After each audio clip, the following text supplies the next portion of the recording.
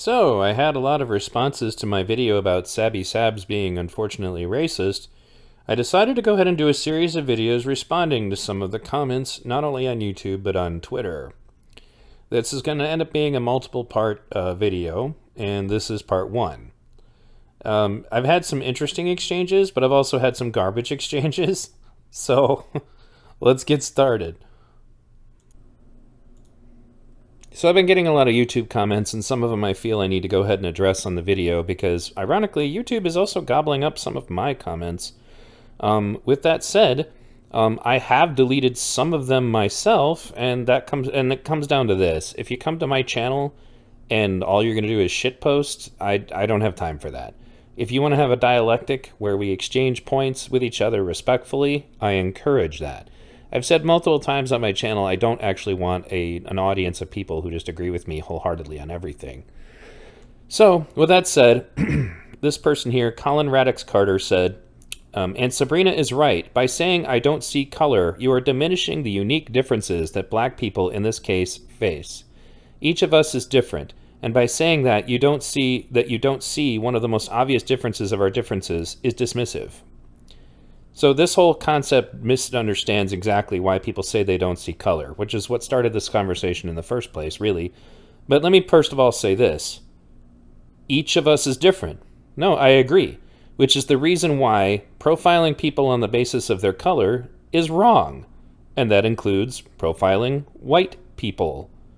Each white person is different. Each white person's life is different. The advantages that white people have are different, and the disadvantages that they have are different.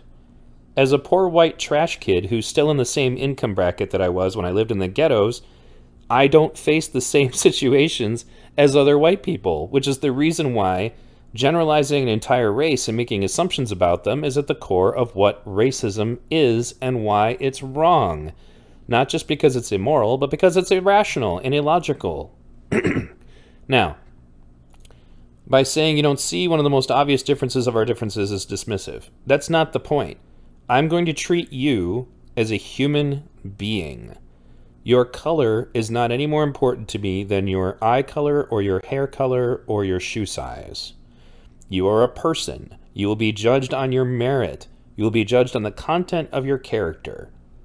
If this doesn't work for you, you have to ask yourself why. Now, he says, ideally, we should live in a society where it wouldn't matter, but unfortunately, we don't. And that's the problem. The way that we're doing things right now, the critical race theory, strategy of just going out of your way to make everything about race is not actually doing anything to help eliminate race, meaning racism. If we're going to continue to make everything about the race of everybody involved, you are intentionally going out of your way to judge everybody you meet by the color of their skin, which is supposed to be the opposite of the outcome we are looking for. Now, if your, belief, like, for example, Ibram X. Kendi says that the only solution for discrimination is discrimination, which on its face is fucking stupid, we're not going to agree. I'm not going to treat the people of color in my life any different than I already do. I'm not going to treat the white people in my life any different than I already do. I treat humans as humans. If that's not okay with you, okay, but I'm not going to adopt any ideology that tells me that I need to treat people of any color differently on the basis of how much melanin they have. And then he says racism is alive and well in this country. Now this is also a fallacy, and I see this all the time. They say this because they really need it to be true, because people who get caught up in the idea of, being addicted to being a victim will say this. Racism is not alive and well. If racism was alive and well, we wouldn't have had a black president. We wouldn't have fixed the issue of segregated buses, like bus seats. We would still have separate, water fountains. What I will say is that ironically, the current racial activists are actually pushing back against a lot of the things that Martin Luther King fought for. So, for example, fighting for, people of color only spaces on college campuses is something that Martin Luther King would, turn over in his grave about. Now, and unfortunately, people are still being mistreated on the basis of their race. I don't disagree that still happens. But the side of it that's actually happening more often now is that we're turning tables and making it acceptable to simply generalize all white people, to speak negatively about all white people, to speak in a fashion to suggest that all white people are the same. And that's racism. And what that does, it's not just about, like people always say, well, it's making you uncomfortable that I'm doing that. No, that's not what it is. I've watched in real time as this strategy just creates more racism. Because people have, in their subconscious, a kind of like tribal, sense if you attack their group.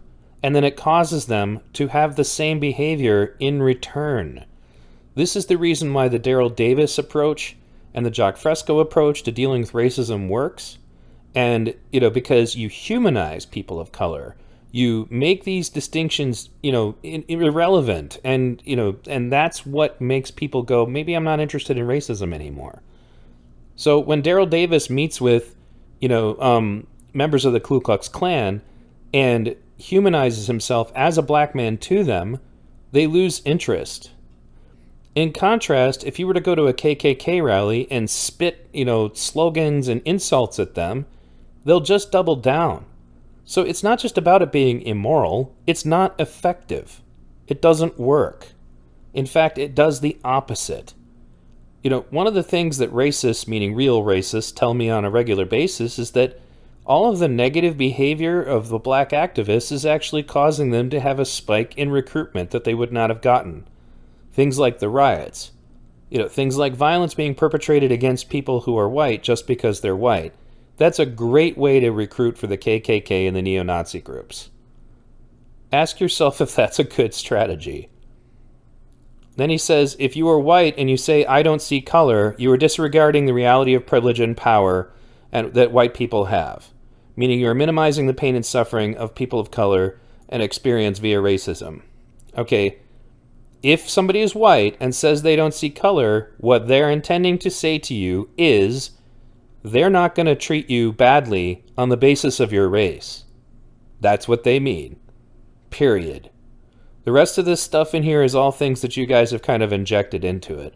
Because unfortunately, the current racial activists are not satisfied with simply being treated equally. They want a special privileged status of their own. And I've watched that happen in real time, at Occupy. When we get to a situation where people of color want to be heard and they want people who are white to not be heard. That's what happens.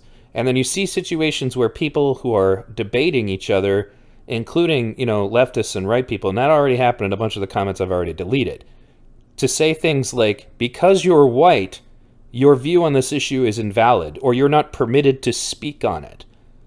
The problem is I've seen way too many instances where a person of color says something that's absolutely fucking stupid and tries to get out of that by saying, well, you're white, so you lose. Like, it's like a get out of having to make an actual argument card. And it's horseshit. It just doesn't work. People of color, just like people who are white, will say stupid-ass things all the time. You can't be held to the idea of, well, my skin determines whether or not I'm correct on a topic. That's also racist. Nobody is minimizing the pain and suffering people of color experience via racism. This is where CRT deviates from what Dr. Martin Luther King was trying to say. Critical race theory in its own book says that you should hyper-racialize everything, that everything should be about race. And this approach, as I've already pointed out, is not constructive, and it only creates more racism. Nobody's minimizing the pain and suffering people of color experience via racism. If anything, what's actually going on is that this issue is being inflated. As I've already explained in my video about the truth about police shootings, and there are other issues about it, suggesting, for example, that black people can't be racist or whatever. I did my video about the reality of racism between blacks and Asians. Not because of the fact that I want black people to be regarded negatively, but because I want black activists to recognize that the real disease is racism. The real disease is the idea that you can discriminate against people on the basis of their color. And black people are not immune to this. And because they think that they are, it's creating all kinds of negative interactions that are leading to the other tribes, I put in quotes, reacting in a racist fashion in return. Racism begets racism. If you're going to engage with people and say, you white people this and you white people that, you're going to get responses like you black people this and you black people that.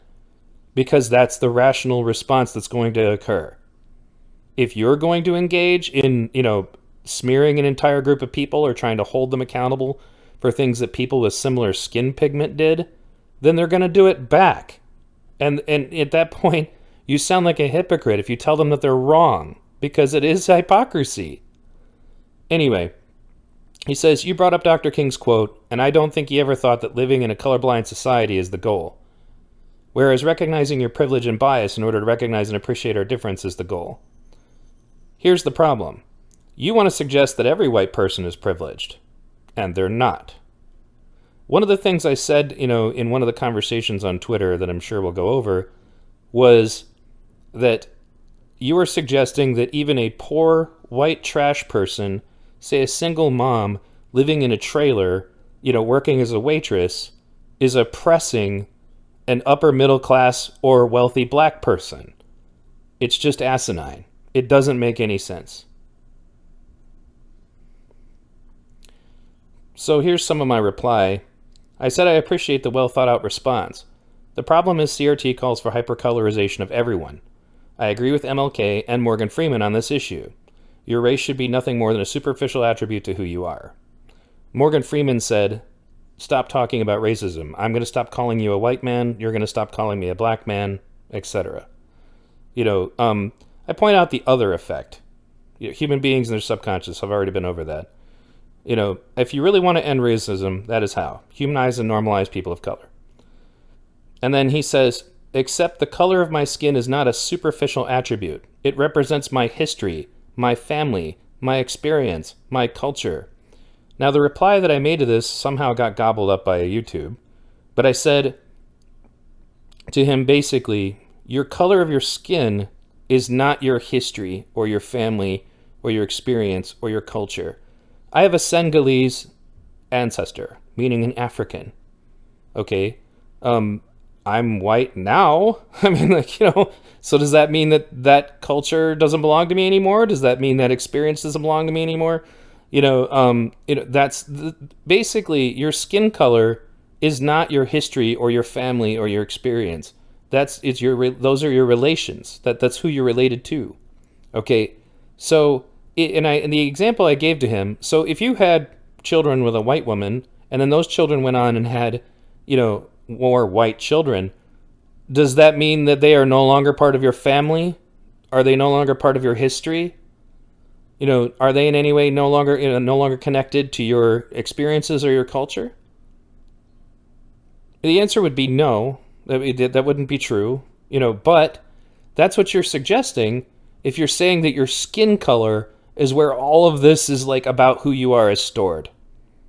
It's just fallacious. And then they said, so once again, you minimize my skin color as avoidance to deal with the reality that your skin color offers you certain privileges and statuses that I'm not able to get. I'm not trying to avoid anything. This is another thing that keeps coming up. They think they can psychoanalyze you and tell you what your view on reality is. I'm not trying to minimize anything. I do, however, feel that the concept of privilege in of itself has been vastly overblown, and its effects are overblown. And to suggest that every white person has it is just wrong. To suggest that every white person has privilege is the same as suggesting that any other race has any other characteristic. It doesn't take into account the personal experiences of the people involved. Anyway, again, Martin Luther King and probably Morgan Freeman speak in terms of the ideal in a society where race shouldn't matter. Yes, because race shouldn't matter. Instead of calling a panel of black women racist, maybe ask yourself, why do they feel the way that they do? Okay, instead of calling all white people, racist, maybe ask yourself, why do they feel the way that they do? As I brought up on some of my other videos, prejudice is wrong, but it doesn't come from nowhere. So I would acknowledge that perhaps you guys have some prejudice based on certain things that have happened to you, and but it doesn't make it correct. it's not correct to just go ahead and be prejudiced and treat all people of a certain color differently on the basis of what other people in that group did. And that's why I gave the example that everybody's trying to say is racist of, would it be acceptable for a white person to ask their panel, which group of black people mistreated you more, by their gender? Because it's a racist question. And then maybe engage them and other black people to truly understand how being black in America is oppressive for us. I did engage them. And I got blocked. I wasn't disrespectful. Sabby blocked me. But, and I gave that conversation and the engagement that I had with them in the video that I don't think a lot of you have even actually watched all the way through. But when you say truly understand how being black in America is oppressive for us, I already understand what racism is and what it looks like.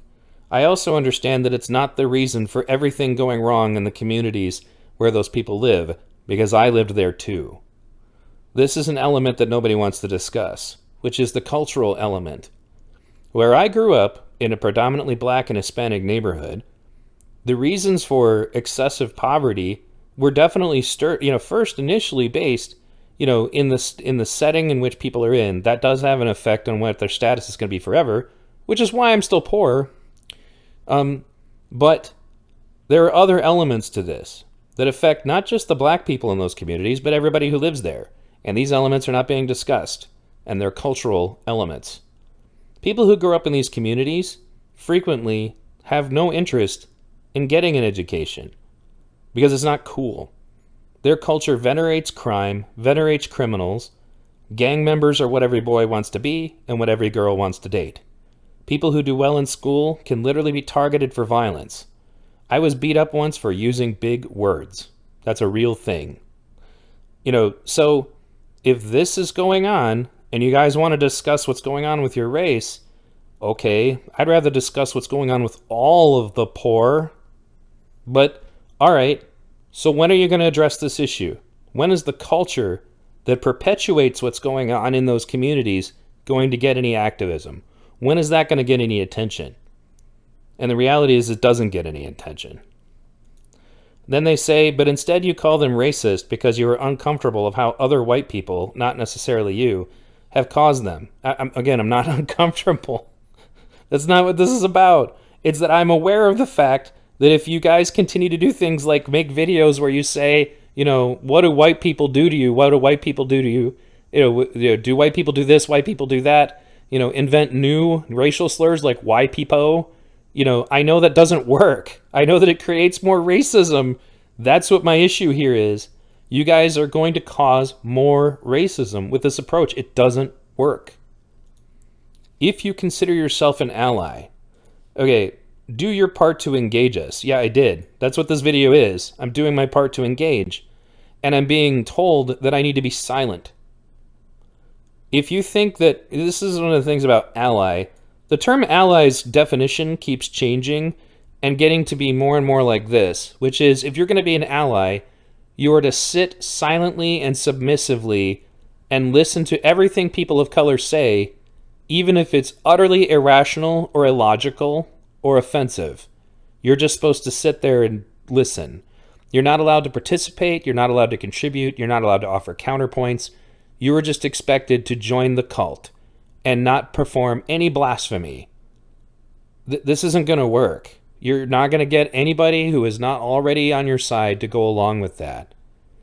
You're not going to get anybody other than people desperate for virtue signal points to go along with that. And that's the reason it's not working. That's the reason, for example, why Black Lives Matter's approval rating went from 70% to 30% over the course of the summer, in addition to rioting and other really poorly thought out activism.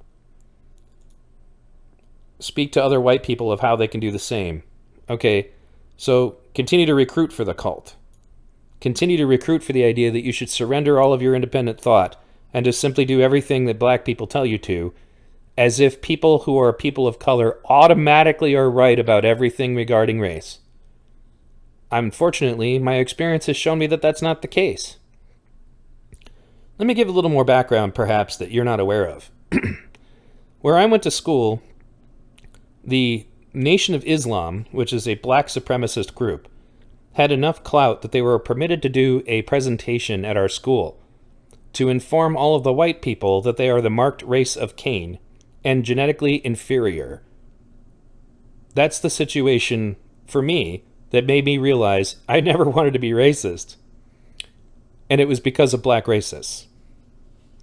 I did not allow that situation to in any way affect me and the way I treated all black people, because that's wrong. Now, the consequences of the Farrakhan types being able to talk there was that black kids started targeting white kids for violence for no reason. Like, as in, those white kids hadn't done anything. That is definitely not a good strategy to prevent people who are white from becoming racist. And while you guys can say, well, that doesn't represent all of us, you're generally totally silent about this sort of behavior. And you guys are always telling us white silence is violence, yet if anybody brings up when these things happen, nobody will call them out. And Louis Farrakhan is still regarded as some kind of great civil rights leader. Even though Malcolm X, when he came back to this country, was murdered by his people when he was out telling everybody that what he had learned in Mecca was that hating all white people was wrong. Look it up. Anyway, these women shared struggles that you are uncomfortable with hearing. I'm not uncomfortable with hearing that you are concerned that white girls stole your dances.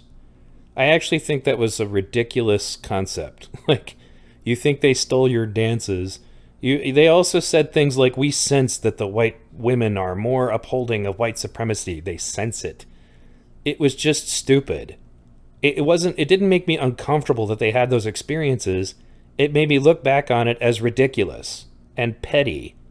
Like, your concern is white girls stole your dances? That's your concern? I'm Native American. Some of my people were, subjected to genocide.